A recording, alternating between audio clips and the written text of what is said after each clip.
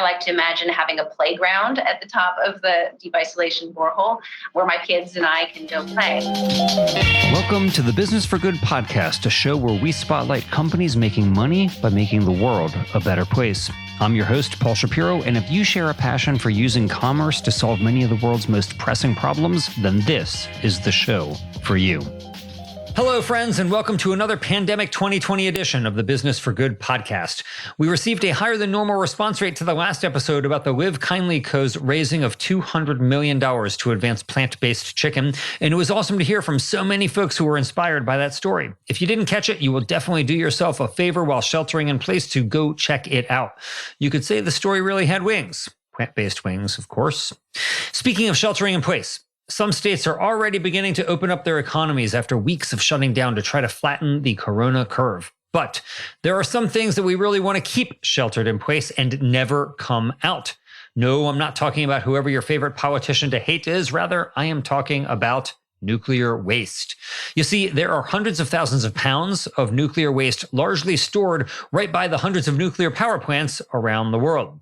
And all of that extremely dangerous material, which will remain extremely dangerous for hundreds of thousands of years, has no permanent place to go. In the US, the government allows private companies to temporarily store nuclear waste, but it's illegal for private companies to actually dispose of it. That is the government's job, and it just hasn't happened. Enter an environmentalist named Liz Muller. Liz's environmental cred needs no embellishing. Not only is she from Berkeley, California, she also co-founded and runs her own environmental nonprofit organization. But in addition to that charity, Liz has also co-founded a for-profit company, Deep Isolation, which has pioneered, she says, a safe method of storing nuclear waste deep underground. And as you'll soon hear, she means really deep. Liz argues that such storage, which would still allow for the material to be recovered if desired, would keep ground-dwelling earthlings like Homo sapiens and other living beings safe from our civilization's nuclear waste for perhaps 1,000,000 years into the future. And she's already attracting venture capital from investors who've pumped $14 million into her startup. These social impact investors are betting that Liz will be able to make a real impact herself by helping solve one of society's most intractable problems: safe storage of nuclear waste. So listen to Liz's tale and prepare to be inspired by one smart environmentalist using an innovative business idea to help the planet and all of its inhabitants. I now bring you Deep Isolation CEO, Liz Muller. Liz, welcome to the Business for Good podcast. Thank you so much, Paul. Happy to be here. It is a real pleasure for me to be talking with you. I saw your coverage on NPR like a year ago or something about the technologies that you're pursuing, and I was so excited about it. It seemed like such a cool thing that somebody is trying to innovate in a space that I presume has lacked innovation for quite some time. And so I've wanted to talk with you for a while, but I'm really glad to have you on the show. So first tell me, we're going to link to that NPR story in the show notes, Liz, but first tell me, how'd that come about? How did NPR even find out about what you were doing?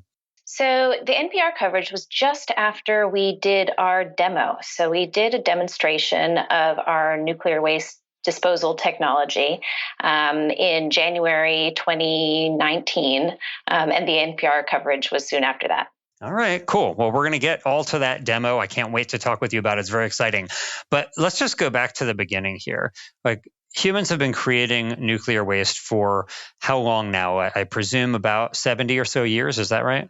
Yeah, it goes all the way back to the earliest days of nuclear weapons programs, and then more recently, nuclear as a source of electricity. So what do we do with it? I mean, all the spent fuel rods and all that back from like the Manhattan Project through the present, like where is it? So unfortunately, there's not a great answer to that. It's been piling up. So initially, it's been kept in the cooling pools, at least for spent nuclear fuel. That's the primary place it's been.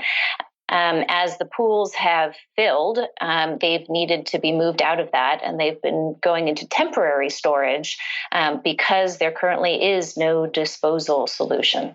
So what is nuclear waste? Like, just for somebody who has absolutely no idea like how nuclear energy even works, can you give a layperson's description of how we produce nuclear energy and what the waste is?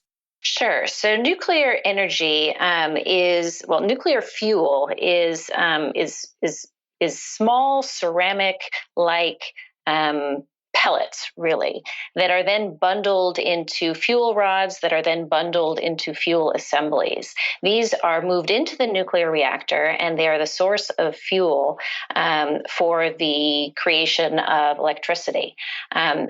When they're used up, they're moved out of the reactor, but they are very hot. They're very dangerous. They emit radioactivity. It could kill you if you were to be near it. Those are moved into the pools, as I said, where they will cool for a number of years. And then eventually those need to be moved into a disposal solution. And that's the part of the problem that we don't yet have solved. And so when you say hot, you mean it's temperature hot, not just radiation hot? It's both. It's both. Okay. So, for people then who are thinking about this, I'm envisioning there are liquid water pools. You're putting these spent fuel rods in there. They're hot. They need to cool for, you said years. Is it decades? Is it years? Like how long until they are a temperature that's somewhat handleable? So it's a minimum of a few years, typically 3 to 5. Wow. In many cases, it ends up staying there for longer because there is no other place convenient to put it. So how much nuclear waste is there? So globally, we're looking at about 500,000 tons, and it's a growing problem. It's worth pointing out that that's not a particularly large number when you look at other types of waste. And the reason for that is that nuclear waste is very dense. So it doesn't require a massive amount of space in order to house it. But because it's dangerous, because it's so dense, it needs very careful disposal. It is potentially dangerous for 1 million years. Wow, 1 million years. So we're thinking about ways to contain this that not only are going to last as long as let's say the government or the corporation that's in charge of it, but really beyond our own civilization, presumably. That's right, and the reason that is so the international consensus is that if you look at where things are going to be in 1 million years, you really don't know. You ask me what Berkeley is going to look like in 1 million years, or Sacramento is going to look like. We have pretty much no idea. But you go deep, deep, deep down underground, and now you're getting to rock formations that don't change over geologic timeframes, so over millions of years. And so the international consensus has always been that the best place for the long-term disposal of nuclear waste is going to be in deep geologic isolation. So that's agreed on. Getting it there has been the problem, but the agreement of where it should go, that is well accepted. Have there been any proposals ever for storing it even underwater somewhere? Yes, that's been considered. It's not currently one of the ideas that's well accepted. For some reason, I've not read the book in a long time, but in the book by Alan Weissman, The World Without Us, he has a chapter on what would happen. Well, the whole book is about what would happen if humans ceased to exist. And one of the chapters is about nuclear power plants. And I think he mentioned underwater disposal as one option that people were considering. But this book came out, probably at least a decade ago. But let's just talk, before we get, Liz, to talking about what your company, Deep Isolation, is doing. Many people, if they know anything about this, they've heard of Yucca Mountain. But can you give us just a brief background on what is Yucca Mountain, what's the importance of it, and what's the status on that right now? Sure. So I mentioned that the international consensus is that we need deep geologic isolation for nuclear waste. Yucca Mountain was the U.S. government's approach to do that. So we know it needs to be put into the deep underground somewhere. In the 1980s, the decision was taken that the place that should be is Yucca Mountain, Nevada. And no other place would be considered until Yucca Mountain was operational. And that was the U.S. policy. That was the decision that was taken. So what happened? I mean, my recollection is that it didn't construction begin like hollowing out this mountain in order to make room for all the nuclear waste that would be ending up there? Yes, so construction did begin. There has been a tunnel that has been mined out. The approach is a mined repository. So this is where you have people and trucks going underground, and you're quite literally making very large tunnels, 18 feet in diameter, that you have people and trucks going into so that you can bring the waste down there and then keep it safely out of the biosphere, really. So why have we not yet filled up Yucca Mountain with tons of nuclear waste? So there's been a number of problems with Yucca Mountain and with other approaches to mined repositories. One of the big challenges with mined repositories is that, first of all, they are extremely expensive. You're looking at least $100 billion, is the estimated cost to build Yucca Mountain. When you're talking that kind of money, it means that you really can't afford to do a lot of them. So you're looking at probably one location for the majority of a country's nuclear waste inventory, which means you're going to be bringing it there from many places around the country.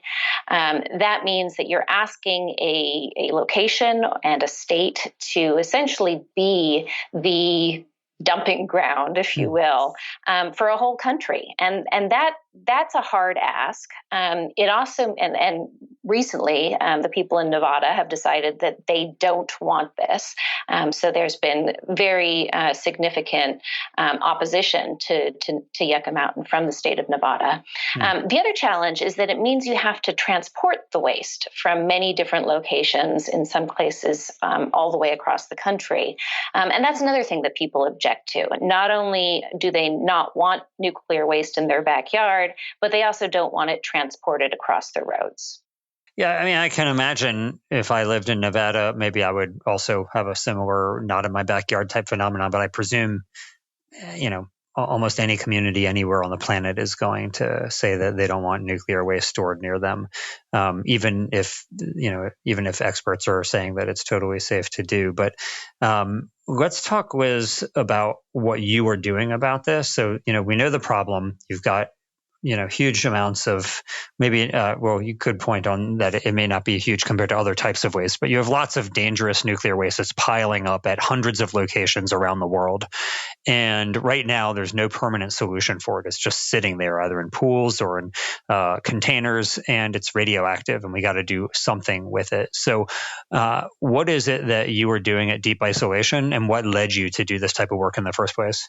Yeah, so we're really doing something that's relatively, and I hate to use the word simple because nothing in this industry is ever simple, but we're using directional drilling. So the consensus has always been deep geologic isolation. But up until recently, most people thought that the only way to get something into deep geologic isolation was to build a mine.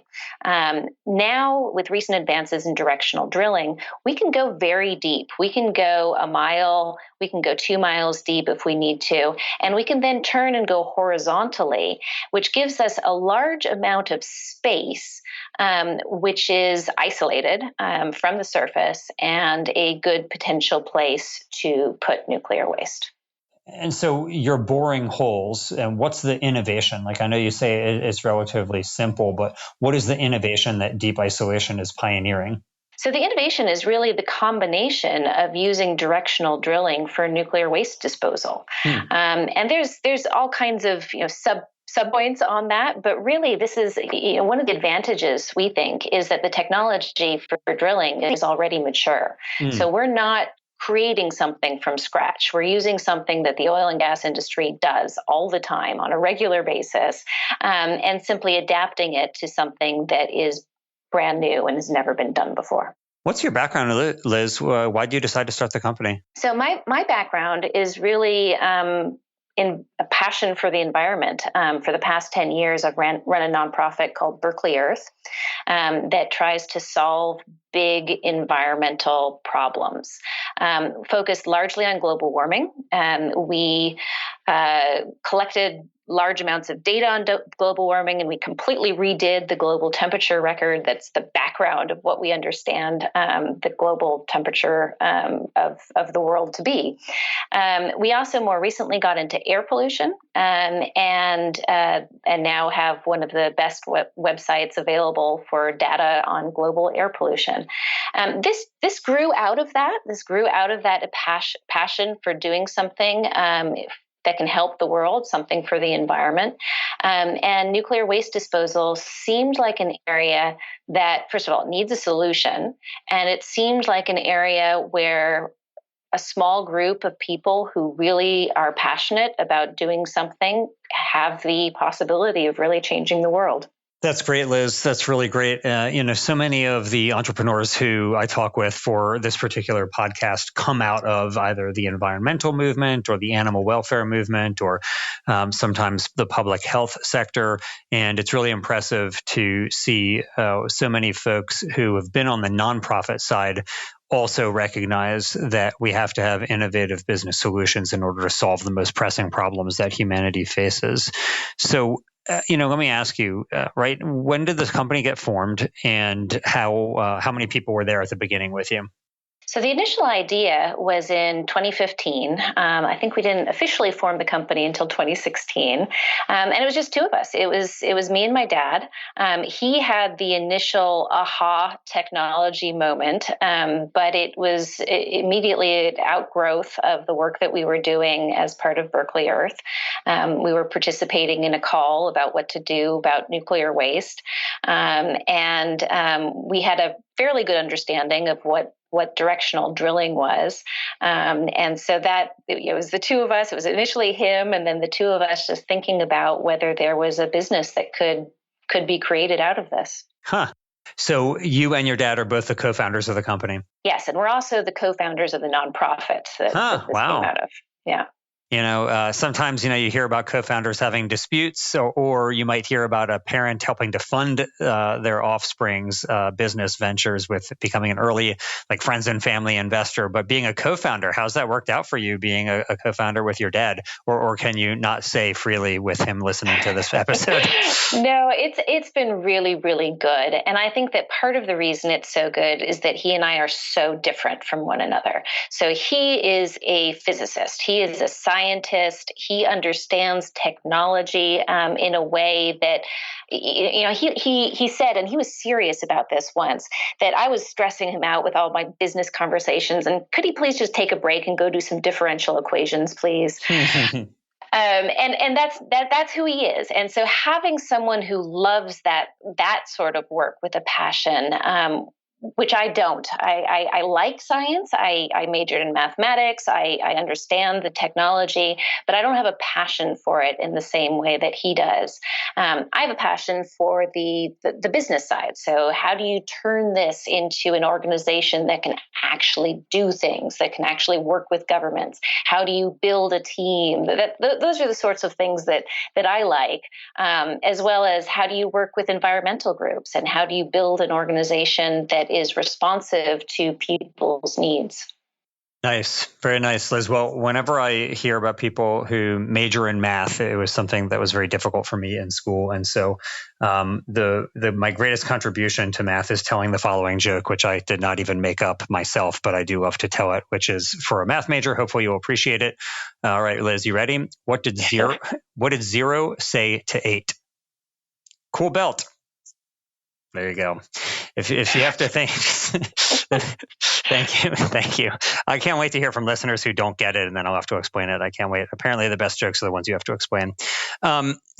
So, speaking of numbers, you all, according to your website, have raised $14 million for deep isolation so far from venture investors. But let me just ask you, right now, federal law prohibits private companies from storing nuclear waste. How do you persuade investors to invest $14 million in a company whose very premise is to do something that's currently prohibited by federal law? Yeah, it's a really good question. And a point of clarity, federal law currently prohibits private companies from disposing of nuclear waste, but not storing nuclear waste. Okay, tell me why it matters. Yeah, no, it's an interesting and important distinction, and this is because the U.S. government is really the only entity that can take ultimate responsibility for making sure that nuclear waste is safe for 1 million years.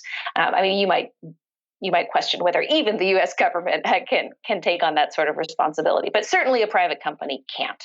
So when you're talking about disposal, it really has to be the government that takes responsibility. In terms of the temporary storage, the U.S. government has not delivered on its promises to take the waste from the utilities, from the reactors where it is now, and bring it to an ultimate disposal location. For that reason, it's being handled right now by utilities and private companies that are figuring out how and where to store it while we wait for a disposal solution. Okay. And so right now, you don't believe that the work that you're doing would require a change in federal law then in order to actually commercialize your services? So that's correct. So as long as we are calling it storage, then we don't think we need a change in federal law. Okay. Interestingly, what we think we can do is put it essentially into disposal. So this is a location that is safe for 1 million years, and we can show that as we do it, even though we're getting it licensed for the temporary storage. And then at some point down the line, when we're able to change the law, you're now able to call it disposal, and it doesn't actually need to move. Have there been efforts in Congress to actually change that law? Yes, there have. Yes, I think that I think we need a win first. I think it's going to be hard to change the law until people really see that something can be done, that this is not an intractable problem. I think many people still believe that this is hopeless. In fact, the first few years that we were in business, I can't even begin to tell you how many nuclear waste experts told us to get out of the business because nothing here ever changes. So I think we need a win first, but I think once we have that win, once we have some waste somewhere in the world that has been put into deep isolation, I think that provides an opportunity for people to really see that things can change, and that will then help us change the law. Okay. So speaking of wins, Liz, let's go back to what you referenced at the beginning of our conversation about this demo that you did back in 2019. So what was it and why was it so important? So we did a demonstration of our technology. We put a canister that did not have any nuclear waste in it, but simulated what it would look like about half a mile deep underground in a horizontal drill hole. We released it, left it there for a little while, and then sometime later went back and pulled it out again. That was important in part. So the two reasons, really. First of all, there was a belief a year ago that what goes down a borehole can never come back out again. And that's in part due to work that had been done on vertical boreholes, so not having the horizontal section that we have in our vision. But if you just use a vertical borehole, then you actually have nuclear waste potentially stacking on top of itself, and there's some risk of crushing. And it could be hard to retrieve it if you then want to. But that's not the case with horizontal boreholes. In fact, it's relatively straightforward to retrieve something that's down there. This is something that the oil and gas industry does regularly. So that's part of what we were showing. But I think the other part of what we were showing, which was that, which is perhaps even more important than the technology itself, was that a private company can actually do something in a space where most people have failed. And I mentioned the warnings we had early on: don't get into this business, nothing can ever get done. Not that long ago, the U.S. Department of Energy tried to do a demonstration. They tried to do a demonstration of nuclear waste disposal in vertical boreholes. They said they were going to do this in North Dakota. It got shut down because of public protests. They said, okay, we're going to learn from that. We're going to try again. We're going to do it in South Dakota. That got shut down again because of public protests. They said, okay, well, let's try it in a bunch of different locations around the country. That started moving forward, and it got shut down by politics. So there was this sort of knowledge, this common knowledge that in the United States it is impossible to do a demonstration of nuclear waste disposal. We went out and we did it, and we had the support of the local community where we did the demonstration. We had attendance by environmentalists, by environmental groups, and representatives of many different. We had Indian tribes, we had international participation, and so we essentially did something that most people thought was impossible. And I think that was really the first milestone that we hit that started changing people's mindset about nuclear waste. And I think since then, in the past year, it has started to shift, and people are starting to think that this can be done. Since then, we've lined up some of our partners, including with Bechtel and with NAC, and that only emphasizes even more that this is a real effort, that we have real serious people working with us who have been in this industry for a very long time, and that are used to working with governments. So I think together, the demo plus the partnerships that we've aligned have really convinced people that this is serious and that we can move forward. Just briefly, Liz, you mentioned these partnerships being so important, and you mentioned two entities, Bechtel and NAC. What are those two entities? So Bechtel is a massive construction and engineering company with global reach. It's extremely well established, has had relationships with government customers, in some cases for 100 years. So, big company, very serious, and very conservative. And so the fact that a company like that is now taking deep isolation so seriously and working with us on the solutions, I think is very reassuring for our government customers. Great. So you mentioned that it has to be retrievable. I think a common sense view that is uninformed would just say, don't you want this as far away from us as possible? We don't want to retrieve it. We want it unretrievable. Why is it so important that you have to not only be able to store it safely, but also retrieve it? Yeah, it is a requirement. I think that, and it can be done both ways. So you can put it deep underground in a way that is retrievable, and you can put it deep underground in a way that is not retrievable. It really depends on how you do that. But it's a requirement currently that it needs to be retrievable for up to 50 years. So that is the requirement that we will meet. In terms of why it's a requirement, I think there have been some ideas that, a couple of things. First of all, the fuel may be useful for other things someday, in fourth generation nuclear reactors, for example. And then there's also the idea that maybe the community where it is right now isn't going to feel the same way about it in 20 years that they do today. Or maybe a better storage option may become available, right? Like maybe Right. There's some other way that we can treat this that might be preferable to, what we're doing in 2020 instead in 2030 or 2040. Yeah. That's really interesting. And it makes me, wonder, like we talk now about upcycling all of these like so-called waste streams in agriculture. And it makes me wonder, like, is there also another innovative idea in not just isolating the nuclear waste, but finding some other use for it? Like whether it would be in another type of, as you say, fourth generation reactor, or maybe something else that could be done with it. I don't know. I don't obviously have any idea, but maybe there is something else. Has anybody talked about that, finding some useful life for this type of waste?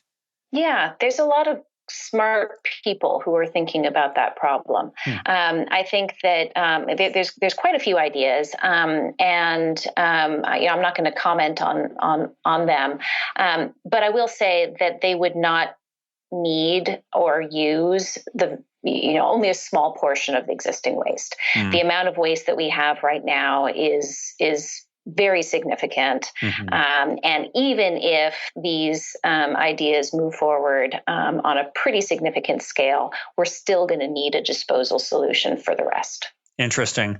So we were talking a few minutes ago, Liz, about Congress and whether there will be changes in federal law on this. Is there a partisan divide on this, or is it more geographically divided?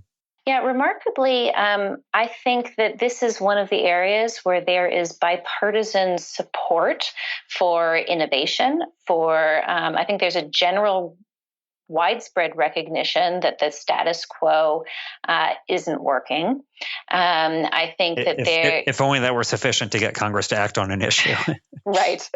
Yeah, I think so. I think and I think that both sides like the idea of innovation. I think that there's an appreciation for lower cost options. I think there's an appreciation for improved safety, and I think there's an appreciation for not leaving this to the next generation. So I think really this is one of the areas where there is bipartisan support, and we're grateful for that. After the Fukushima disaster and then the popularity of HBO's show Chernobyl, which I'm sure you've watched, I imagine there are just a lot of people who are just simply skeptical of nuclear power at all. And obviously, you don't have to be for or against nuclear power to think we need a solution to all the nuclear waste that's piling up. That's just a reality. But what's your thought on it? Do you have thoughts about nuclear power compared to other types of like solar or geothermal or wind? And what do you want people to know about nuclear that maybe they don't know right now?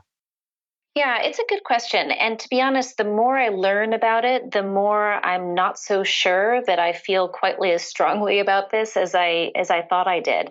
I think your point is I mean, all sources of energy have advantages and disadvantages. And one thing that is clear is that one of the big problems with nuclear power is the unsolved nuclear waste problem. And so without getting into comparison of advantages and disadvantages, what I can say is that I think this is a solvable problem. I think we can solve the nuclear waste problem, and then whether or not there's going to be a future for nuclear power, let's leave that for a separate conversation with someone other than myself. Okay.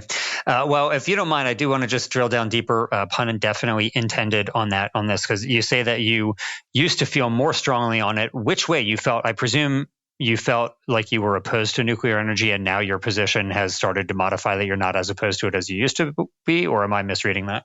No, it's somewhat the other way around, to tell you the truth. So, yeah, and I would say more of a softening. I wouldn't say I'm at the point where I'm changing my mind on anything, but I think I'm starting to understand the issues better than I used to. One of the things Deep Isolation is very serious about is talking to people about nuclear waste.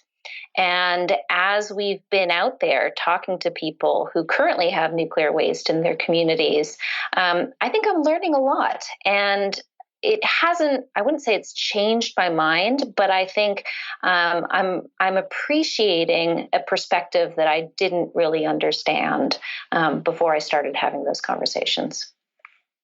Well, I always admire when people change their minds. So it sounds like you may not have yet changed your mind, but it sounds like you're open to it at least. So congratulations on that, Liz. And it's something that I think a lot about, as somebody who's very concerned about climate myself. Obviously, I want to be able to have humanity wean ourselves off of fossil fuels. But renewables are such a tiny little portion of the energy pie right now. And it's hard to envision how we get off of fossil fuels without something like nuclear.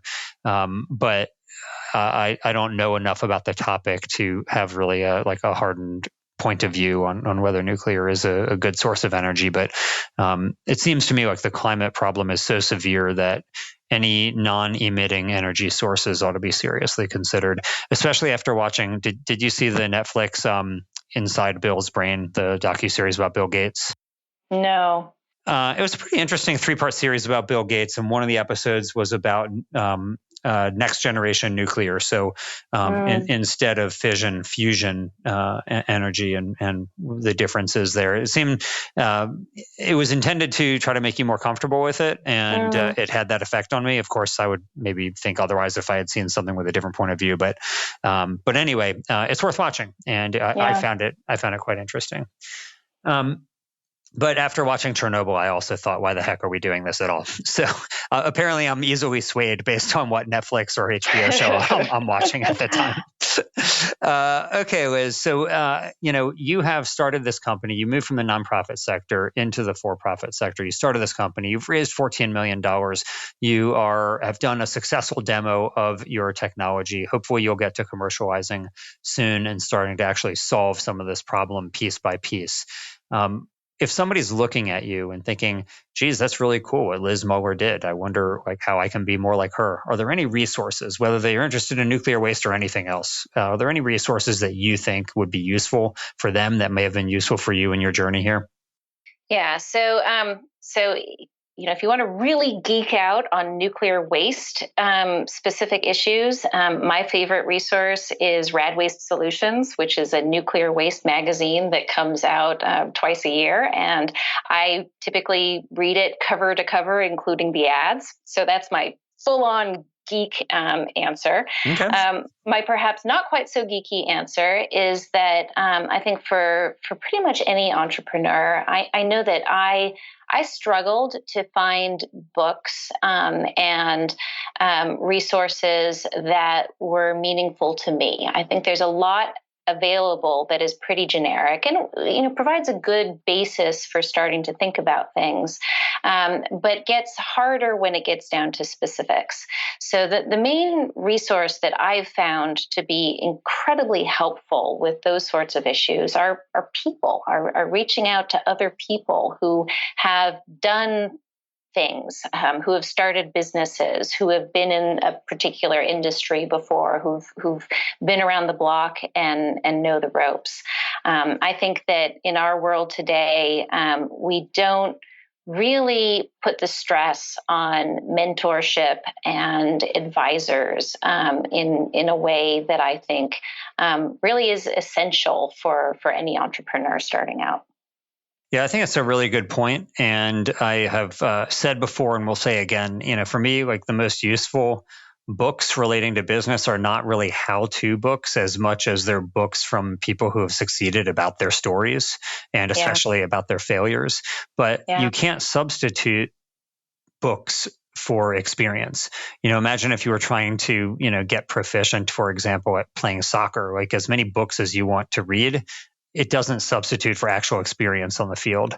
And so by talking with other players and by getting out there on the field and trying it yourself, I think is really going to be the most useful. So I certainly am in accord with you on that issue is.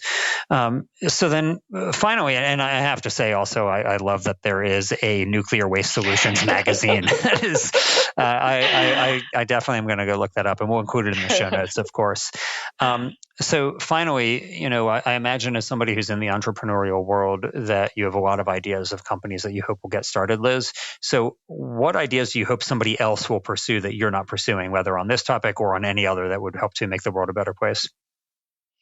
Yeah, so one area that I think is really ripe for disruption right now is higher education. And my secret hope is that somebody will come up with a better system for university education before my kids go to college. Okay. Any ideas on what the areas, the deficiencies that need to be corrected, that you think a new business could correct? So I think part of it is that it just costs too much. I think the cost benefit of a university education right now, you pay a ton, but you don't necessarily get the skills that you're going to need if you want to go out into the world and be an entrepreneur or have a successful career. So I think there's a mismatch there. I also think that this learning by doing thing is something that should be emphasized more in education. I appreciate the social dynamics, so I think that is something that we need to keep.